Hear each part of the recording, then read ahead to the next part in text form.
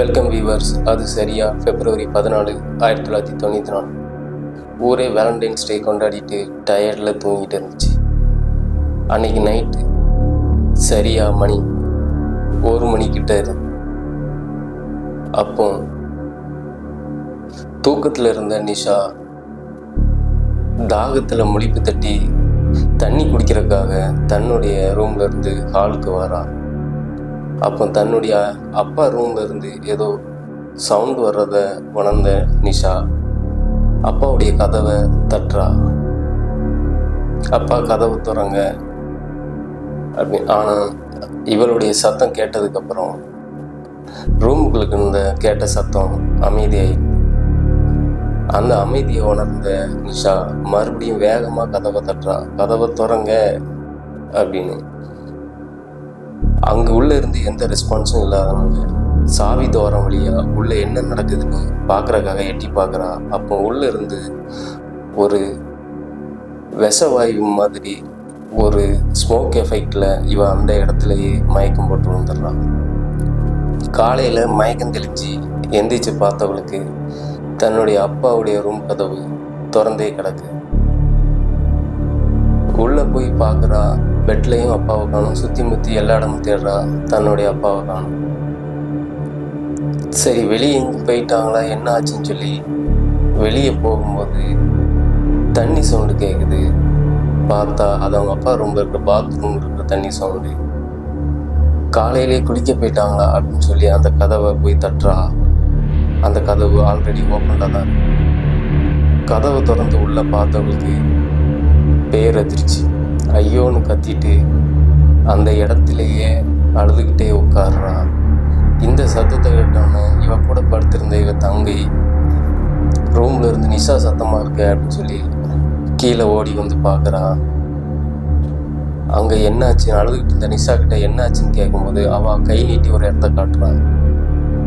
அந்த இடத்த பார்த்த இவ தங்கச்சிக்கும் ஒரே ஷாக்.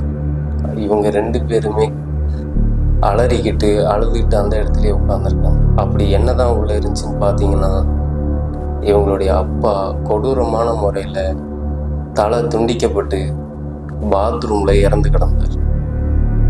அவரை கொன்னது யாரு, எதுக்காக கொன்னாங்க அப்படிங்கிறது தான் ஃபுல்லாக இந்த வீடியோவில் டீகோட் பண்ண போகிறோம். நீங்கள் பார்த்துட்டு இருக்கிறது பிரபா டீகோட்ஸ். நான் உங்கள் பிரபா. வீடியோக்குள்ள போகலாம்.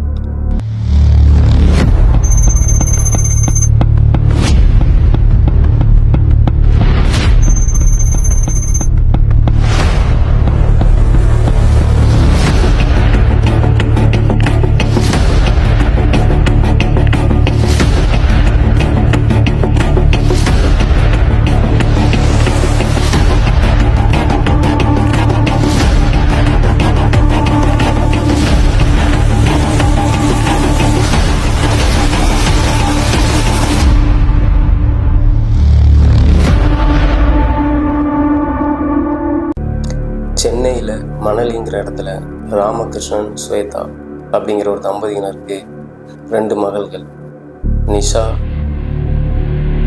சீதா. ராமகிருஷ்ணன் ஆடிட்டராகவும் இவங்க மனைவி ஸ்வேதா ஹவுஸ் ஒய்ஃபாகவும், நிஷாங்கிறவங்க படிப்பை முடிச்சுட்டு வீட்லேயும், சீதாங்கிறவங்க MBBS ஃபைனல் இயரும் படிச்சுட்டு இருக்காங்க. இவருடைய மனைவி ஒரு 5 வருஷத்துக்கு முன்னாடி இறந்துட்டதுனால இவர் தான் இவங்க 2 பொண்ணுங்களையும் பார்த்துக்கிறாரு.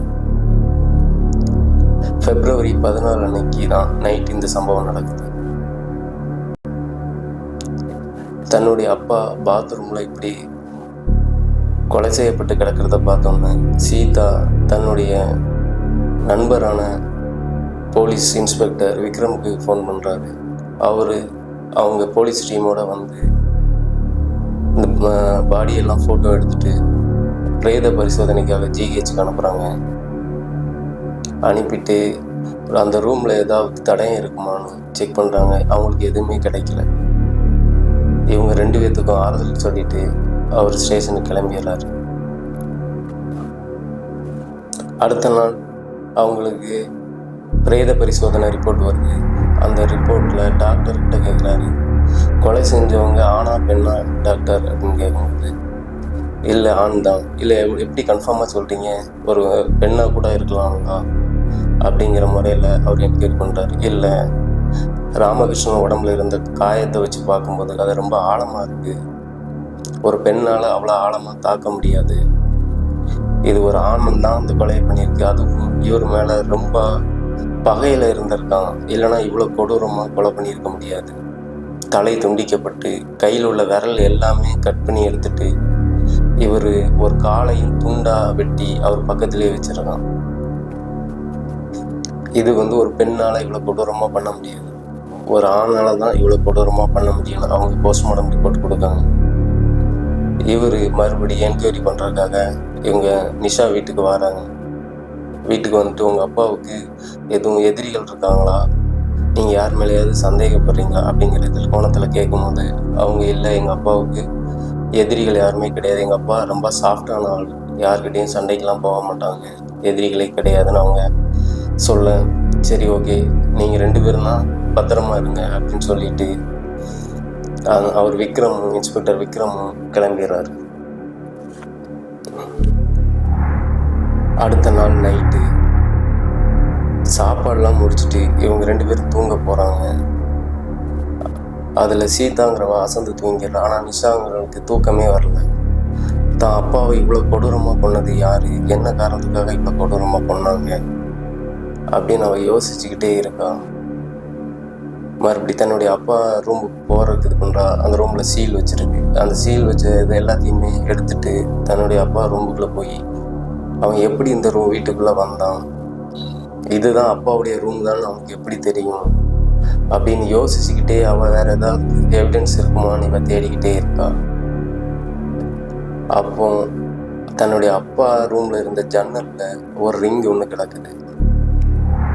அந்த ரிங் எடுத்து பார்த்தா அது ஹார்ட் ஷேப்லையும் அந்த ரிங்கில் நிஷாங்கிற பேரும் எழுதியிருக்கு. இதை அவள் பார்த்த உடனே ஒரே ஷாக்காக இருக்குது.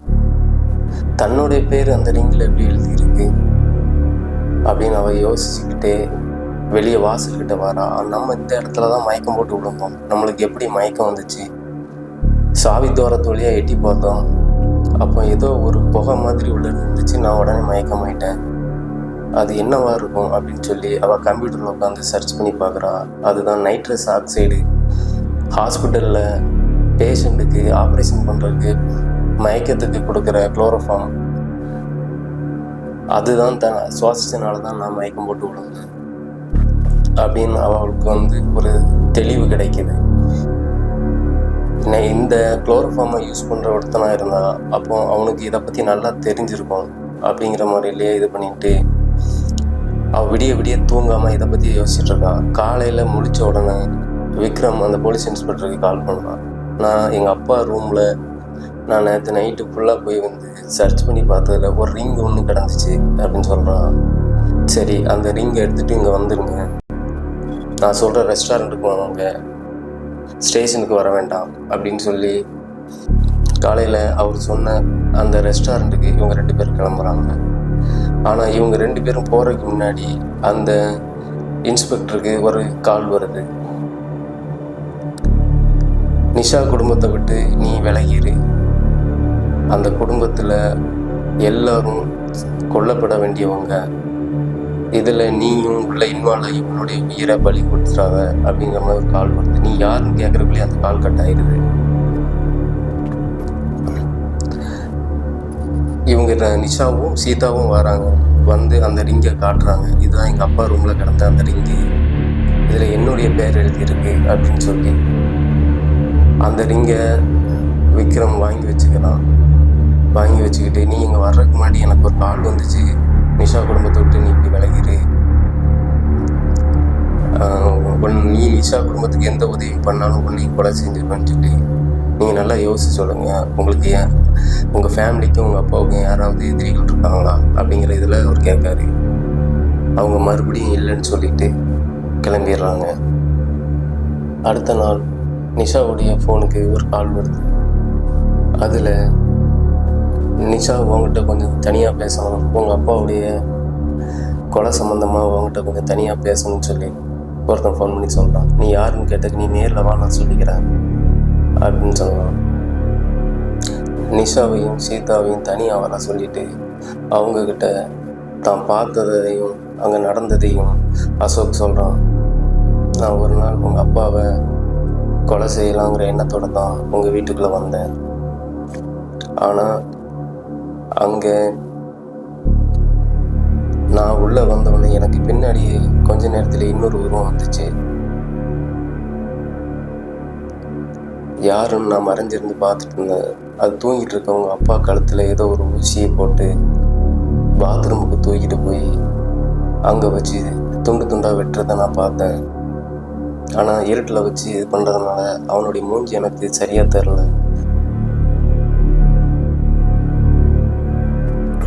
அப்படின்னு உங்கள் அப்பாவை நான் கொல்லலை, ஆனால் கொல்லணும்னு எண்ணத்தோடு தான் வந்தேன், ஆனால் நான் கொல்லலை.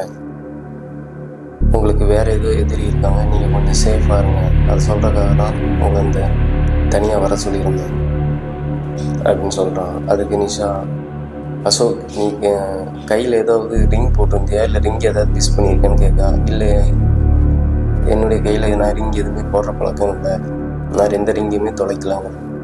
சரின்னு சொல்லி அவங்களும் விட்டுறான். இந்த கொலைக்கு அசோக்கிட்ட ஹெல்ப் கேட்குறா. நீ எனக்கு அந்த கொலைகாரனை கண்டுபிடிக்கிறதுக்கு எனக்கு கொஞ்சம் ஹெல்ப் பண்ணு அப்படின்னு சொல்கிறான். அதுக்கு அசோக்கும் சரின்னு ஒத்துக்கிறேன்.